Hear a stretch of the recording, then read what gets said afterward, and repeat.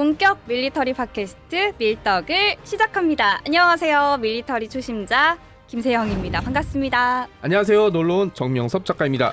안녕하세요. 군사평론가 김대영입니다. 와, 네, 전문가분들 두 분 모셨는데 사실 반년 가까이 지연이 되고 있습니다. 지지부진이라는 표현을 하시더라고요. 한국형 차기 구축함 KDDX 사업이 계속해서 좀 지연이 되고 있는데 지연이 되고 있는 가장 큰 이유가 어떤 게 있고 또 KDDX란 정확히 무엇인지 좀 설명을 부탁드리겠습니다. KDDX는 아주 쉽게 설명드리면 네. 한국형 차기 구축함이라고도 불리고요. 네. 한국형 이지스 구축함이라고도 불립니다. 왜냐? 우리가 지금 해군에 있는 이지스 구축함들은 사실 이제 그 미 해군의 네. 알레이버크 구축함을 그렇죠. 가져와서 네. 우리 군의 요구도에 맞게 개량을 한 그런 건데 그러다 보니까 이제 레이더라든가 이지스 전투 체계는 사실 미국 거죠. 근데 이제 KDDX는 다 국산입니다. 한국형. 다 한국형이죠. 그래서 그런 차이가 있는데 지금 이제 이게 약간 뭐 지지부진하고 그리고 네. 또 한 가지 문제가 며칠 전에 우리 해군이 기존의 기동 전단 제7기동 전단에서 기동 함대 사령부로 개편을 했어요. 그러니까 확대 개편한 거죠. 네. 정조 대왕함이 부산 해군 작전사령부에서 제주도 지금 제주 해군기지로 갔거든요. 네. 부대 창설식하고 했는데 네. 우리가 전에는 이지스 구축함이 이제 세종대왕급 네. 세척. 세 척이 있었고 이번에 정조대왕함이 또 추가가 됐고 네 척이 됐고 향후에 이 기동함대 사령부가 사실상 우리나라의 해군이 갖고 있는 모든 구축함은 일로 다 가는 겁니다. 그리고 이제 KDDX도 전력화가 되면 기동함대 사령부에서 운용을 하게 될 건데 여기서 좀 개인적으로 궁금한 건데 예. 이 6척이 네, 혹시 KDX2를 대체하는 건가요? 그건 아닌 것 같아요. 그러니까 보니까. 숫자도 맞고 그다음에 중간중간에 저도 계속 그런 줄 알았어요. 처음에는 대체하는 거 그런 줄 아니냐? 알았는데 네.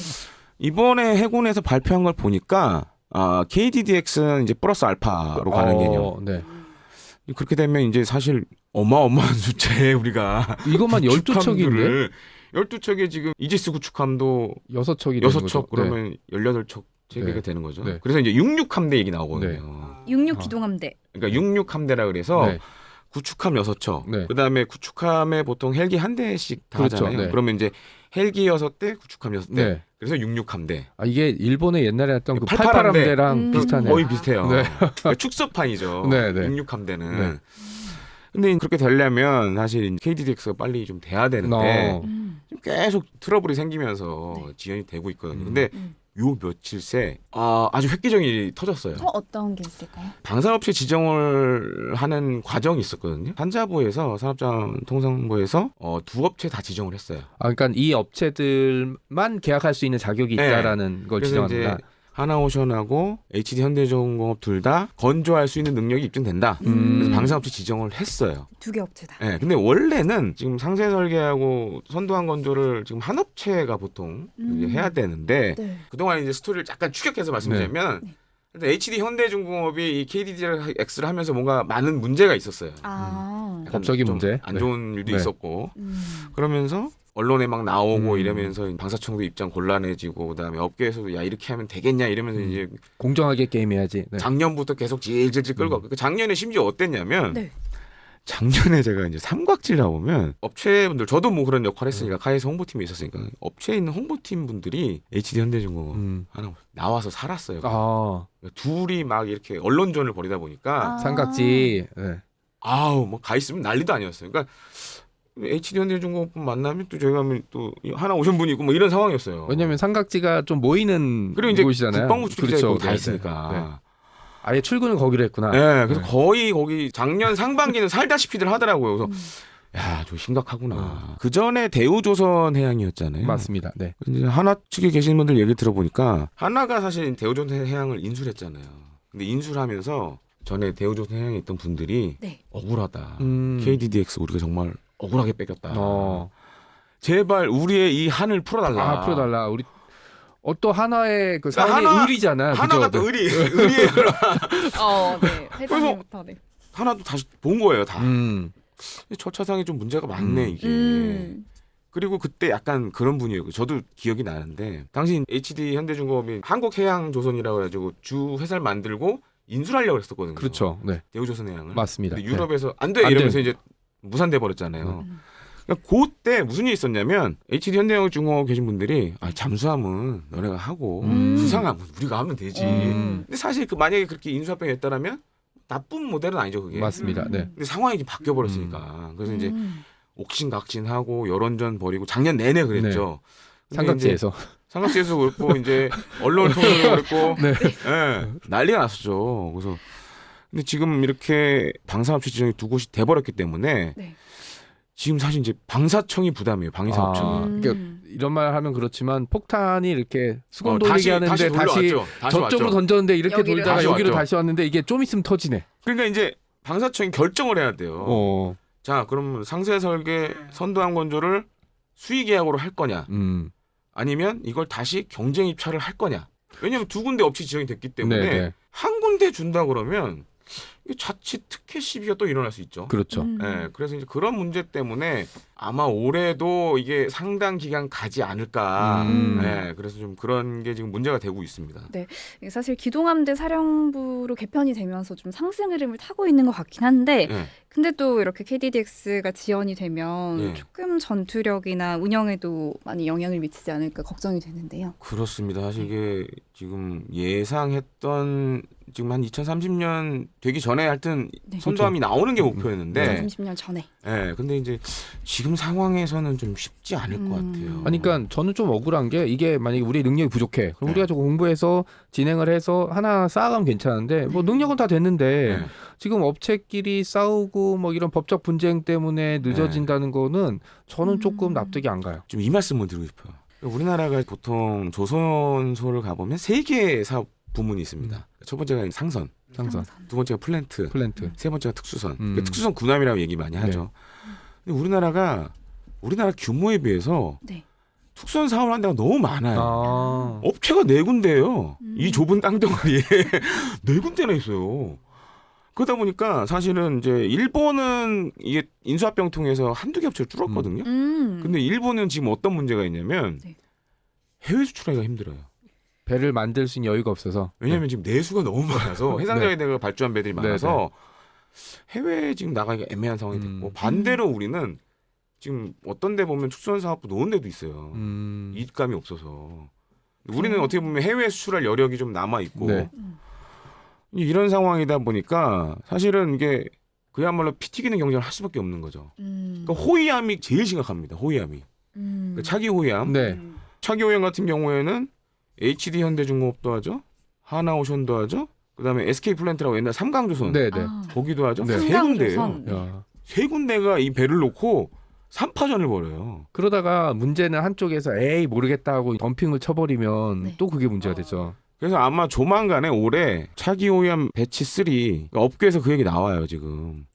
저거 1번함 충남함은 문제가 없는데 2, 3번함이 잘못하면 저게 대형 사고 날 수 있다. 왜냐면 그때 저가 수주로 해가지고 입찰에 들어와가지고 따냈거든요. 네. 근데 이게 지금 잘못하면 정말 대형 폭탄이 될 수 있다 지금.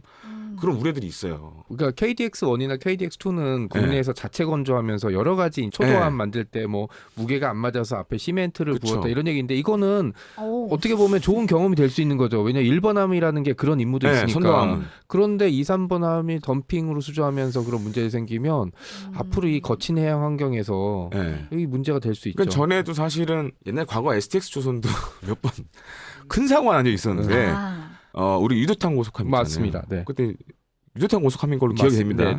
태풍 왔을 때 그거 해가지고 침수됐죠 한척. 네.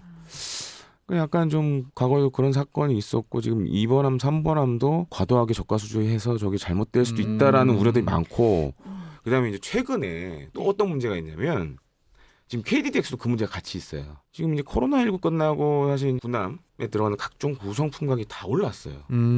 그러다 보니까 이게 현재 예산이 7조 8천억인데 이걸로 못할 것 같다는 얘기 나와요. 요새는. 6척에 7조 8천억이요. 그럼 1조 2천억? 1조 조금. 근데 지금 이걸로 안 될 수도 있다라는 얘기가 나오고 있어요. 왜냐하면은 기본적으로 2-3배씩은 다 뛰었어요. 우리 월급 빼고는 다 오른 것 같아요. 그러니까 사실 뭐 지금 나가서 사실 밥 한 끼 먹는데 10,000원 이상은 내야 되잖아요. 그렇죠. 다른 데도 마찬가지로 똑같이 다 올랐어요. 그러다 보니까 이 예산도 지금 충분치 않다라는 업계에서 이런 얘기가 나오고 있고. 걱정과 우려가. 자꾸 사업은 나오네요. 지연되고 들어가야 되는 여러 가지 핵심 구성품 가격은 계속 올라가고 그다음에 최근에 또 이 군함 건조에서 또 문제가 하나 더 있습니다. 문제가 꽤 네, 그래서 지금 나온 김에 제가 다 써주고 가려고 하는데 문제가 과거에는 예를 들어서 이제 군함을 발주하면 네. 나라에서 예를 들어서 이제 추진 체계 네. 이런 것들을 국가에서 발주했어요. 예를 들어서 이제 6척을 건조한다 그러면 네. 6척을 나라에서 발주했죠. 그러니까 관급 네. 장비로. 네. 근데 지금은 조선소들마다 다 이 문제를 얘기해요. 지금은 도급으로 해요, 이거를. 그러니까 배를 수주하는 업체가 사야 되는구나. 사야 되는 거예요. 근데 이 업체가 사면 네. 어떨 땐 한 척, 두 척인데 네. 6척을 나라에서 사는 것보다 비싸잖아요. 그러겠죠. 예산은 근데 한정돼 있고. 그렇죠. 그러니까 이제 잘못 만들면 마이너스다 이거. 그런 좀 지금 어떻게 보면 이제 우리 정부 정책 때문에 네. 좀 피해를 보는 사례도 좀 사실 어허. 있어요. 그래서 이런 것들이 사실 지금 KDDX에도 좀 연관이 되고 있습니다. 네. 그러면 지금 방위사업청이 공동 설계랑 분리 발주를 검토한다는 소식이 있는데 예. 위원님이 보실 때는 정확히 어떤 방향으로 가는 게 좋을까요? 사실은 지금 그 전 세계적인 좀 군함 트렌드를 좀 앞서 얘기를 트렌드. 해야 될 것 같아요. 우리가 이제 호주 해군 호위함 사업이 안 됐잖아요. 네네. 근데 최근에 호위함들이 보면 톤수가 계속 커져요. 그러니까 6천 톤, 7천 톤. 소형차라고 샀는데 준준형차. 네. 왜냐하면 그 이유가 있어요. 왜요? 호위함들이 대양 작전을 더 많이 뛰어야 되고 그다음에 호주 사례만 보면 사실 우리 해군도 이 문제가 있습니다. 지금 배들이 너무 작아요. 배들이 작으면 어떤 문제가 생기냐면 네. 우리가 이제 해군도 유무인 복합을 해야 되는데 그럼 배에다가 뭐 무인 잠수정 그다음에 그렇죠. 무인 수상정 이런 거 그렇죠. 실어야 되는데 네. 딱히 예를 들어서 차기 호위함 있잖아요. 넣을 데가 없어요. 그래요? 공간이 아예 없어요. 음, 그러니까 뒤에 뭐 이렇게 도크라든가 그렇죠. 이거 넣어야 되는 공간이 네. 있어야 되는데 없어요. 그러면 이게 사실은 굉장히 향후에 큰 문제가 될 거라 저는 보는데 확장성에 문제가 생길 수 있다는 확장성이 뜻이죠. 충분히 생기죠. 근데 지금 차기 호위함 배치 4도 사실 배치 3하고 크게 차이는 없고 이제 국산화율을 높이는 쪽으로 가고 있는데 네. 과연 저 배로 우리가 물론 차기 호위함 배치 3나 배치 4가 먹히는 시장은 있어요. 뭐 동남아 시장에 그렇죠. 먹히는데 근데 다른 데는 사실 지금 선진국 시장 들어가기 어렵거든요. 그렇죠. 지금 현재 군함이 우리나라가 수주하고 있는 데가 필리핀, 네. 그다음에 남미 국가 뭐 선진국 그런 후진국 나라들은- 나라를 구르긴 하지만 네. 어쨌든 낙수 효과를 여러 가지 감안하면 뭐 유럽 당장은 아니겠지만 유럽이나 뭐 그쵸. 이렇게 호주 시장 같은 데 노려보는 게 큰 도움이 되는데 근데 그렇죠. 네. 배가 안 맞아요 지금 배가. 거기다가 두 업체가 너무 지나치게 박살이게 싸우죠. 지금. 싸우는 바람에 그러니까 경쟁이 나쁘진 않거든요. 네. 네. 나쁘진 않은데 이거는 좀 네. 너무 과열돼 있죠 네. 지금. 그러니까 그런 걸 따져봤을 때는 사실 저는 이 단어 굉장히 싫어하거든요. 팀 코리아 해야 된다. 네, 원팀 네. 해야 아. 된다. 네. 싫어한 근데 이제 싫어하는 이유가 네. 아니 경쟁력 있는 제품을 갖춘 회사가 선정이 되면 그때 밀어주면 그쵸. 되지. 네. 아니 이걸 굳이 이게 서로 안 맞는데 강제로 이걸 묶어가지고 원팀을 해야 된다. 아, 말이 안 되거든요. 혹시 약간 그런 거 너희 사이좋게 지내 약간 이런 그렇죠. 느낌일까요? 그러니까 이제 서로 안 좋은데 네. 아니, 억지로 손잡아. 아. 네. 너무 싫죠. 그러니까 이거죠. 또. 한 잔 먹고 풀어. 아, 이거 너무 이런 싫- 개념이 약간 나라가. 네. 저는 이게 좀 말이 안 된다고 보는데 실제로 그러니까 하나 사례 말씀드리면 저는 이제 차기 전투기 사업, 이제 에펙 사업을 1차, 3차 다 취재를 해봤는데 에펙 3차 사업 때 이제 보잉은 사일런트 이글 네. 들고 왔고 그다음에 F-35 가져왔잖아요. 네. 로키드 마틴은. 근데 그때 미정부 입장 그거였어요. 둘 중에 다 똑같이 공평하게 지원해줄게. 둘 중에 아무거나 되면 되지. 그거는 도입국의 결정이지. 왜 미 정부가 이건 할 거 아니다. 심지어 이 두 개 회사를 미국의 공무원들도 이게 다 개입이 돼 있잖아요. 네. 철저하게 정보에 관련돼서 누설을 안 합니다. 서로 만나도 얘기를 안 해요. 우와. 그런 게 중요한 거지. 경쟁력 있는 제품 회사가 나가서 선정이 되면 그때 밀어주면 되지. 갑자기 뭐 친하지도 않은데 네. 억지로 끌고 모아가지고 네. 원팀 돼야 된다. 이건 좀 제가 봤을 때 말이 안 되는 것 같은데. 근데 물론 이제 우리가 큰 의미에서는 사실 우리 K 군함이 발전하기 위해서는 뭐 좋든 싫든 원팀이 돼야 돼서 오히려 차라리 지금 이렇게 방사청 같은 경우에도 공동 설계 예를 들어서 분리 발주하면 사실상 이제는 원팀이 될 수 있거든요. KDDX 가지고. 그러니까 분리발주라는 게 예. 설계를 같이 하고 예. 그다음에 보통은 1번함 만들고 2번함, 3번함 하는데 1번함 만든 회사가 보통은 후기 그쵸. 다음 것도 하는데 보통은 1번함 만들고 2, 3번 함이 다른 회사가 네. 될 수도 있는데 지금은 1번 함을 똑같이 발주를 낸다는 그러니까 뜻인가요? 1, 2번 함을 동시 발주. 동시 그게 네. 1, 2번 함이 아니지 않나요? 그러니까 선도함이 두 개인 거죠. 아, 그래요? 선도함이 두 개인 거죠. 쌍도함이네요. 네, 그렇게 되고 있는 거죠. 쌍도함. 네. 근데 제가 봤을 때는 해외 시장에서 그러면 나갔을 때 경쟁력을 가지려면 네. 해외 시장에서 사실 많은 조선업체들이 이 선도함을 수주하려고 하는 이유가 상세 설계 선도함 선정하는 이유가 그걸 높게 평가해요. 1번 함. 예. 니네 이거 해봤냐 이런 거. 어차피 근데 이거는 우리 세금으로 하는 거예요. 그렇죠. 네. 그러니까 사실 그게 뭐 파일을 키울 수 있는 방법이라면 그것도 한번 좀 이제는 검토를 해봐야 되지 않나 이렇게 보고 있습니다. 뭐 특이한 방식이긴 하지만 그죠? 네. 네. 그러면 KDDX 사업을 통해서 기동함대 사령부 창설과 또 대한민국 해군이 목표하는 전략적인 효과 두 분 어떻게 보시는지 궁금합니다. 첫 번째로는 사실 우리가 이 기동함대 사령부가 창설이 되면 몇 가지 롤이 있습니다. 그러니까 우리 해군 잘 보시면은 네. 1, 2, 3함대가 있죠. 이제 그렇죠. 지역함대. 네. 지역함대. 그래서 서해, 동해, 남해. 남해. 근데 이 지역함대들은 보면 보통 호위함하고 유도탄 고속함 그다음에 고속정 뭐 네. 이렇게 돼 있어요. 왜냐면 사실 북한을 막기 위한 맞습니다. 그 네. 초동 조치하는. 그래서 이 기동함대 사령부 역할 중에 하나가 이제 여기서 좀 커진다. 그럼 이제 백업을 나가는 거고. 네. 또 한 가지로는 사실 우리가 제주 해군 기지를 좀 유익하게 봐야 되는 게 네. 많은 분들이 이걸 잘 모르시는데 우리 경제에 있어서 보통 해군에서 그렇게 표현합니다. 제주 남방 해역. 그렇죠. 제주도 밑에 있는 동중국해 쪽 여기가 사실은 굉장히 중요해요. 목줄이죠 거의. 네. 네. 그러니까 우리나라 같은 경우는 거기가 막히면 정말 경제에 심대한 타격을 받을 수 있어요. 그런 목적으로 사실 해군이 장기적으로 계속 이거를 해왔던 거고 그러니까 지금은 어떻게 보면 일단 함대 사령부 창설됐기 때문에 이제 전력만 갖춰지면 되는데 특히 이제 KDDX를 왜 그럼 이렇게 중요하게 봐야 되느냐? 그동안은 이지스 구축함을 해군이 쓰고 있는 건 사실 이제 미국산 레이더와 이제 미국산 전투체계를 사용했잖아요. 그렇죠. 네. 네. 근데 이거를 완전히 국산화하고 우리 걸로 만들었다. 오. 그래서 사실 KDDX는 추진 체계 빼고는 거의 다 우리가 했어요. 아, 레이더를 네, 레이더 뭐 이런 거 전투 장비. 전투 체계 네. 그다음에 무장 네. 뭐 이런 거는 다 국산입니다. 그래서 그리고 지금 수출적인 측면에 봤을 때는 네. 나가서 경쟁력이 있는 K군함은 네. KDDX밖에 없어요. 아. 현재 추세를 봤을 때 호위함들의 추세를 봤을 때는 계속 커지는 추세라 그러니까 우리는 지금 구축함이라고 얘기를 하지만 사실 외국에서는 지금 어떻게 보면 호위함에 들어가는 성격이 네. 돼버렸어요. 아. 그런 측면에서 사실상 이제 KDDX가 굉장히 중요하다라고 좀 말씀드리고 싶습니다. 그러니까 뭐 저도 짧게 말씀드리면 네. 뭐 전력적인 측면도 있지만 전력 간의 균형. 그러니까 얘기했던 정조대왕급, 예. 이순신급은 쉽게 움직일 수가 없죠. 예. 뭐 운영비도 크고 뭐 근해에서 맡은 따로 별도 임무가 있으니까.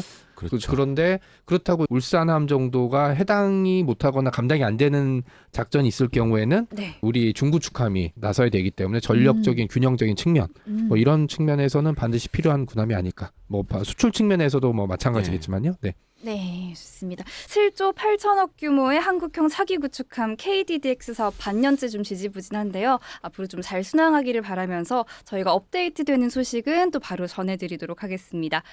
밀리터리 팟캐스트 밀떡 여기서 마무리하겠습니다. 고맙습니다. 감사합니다.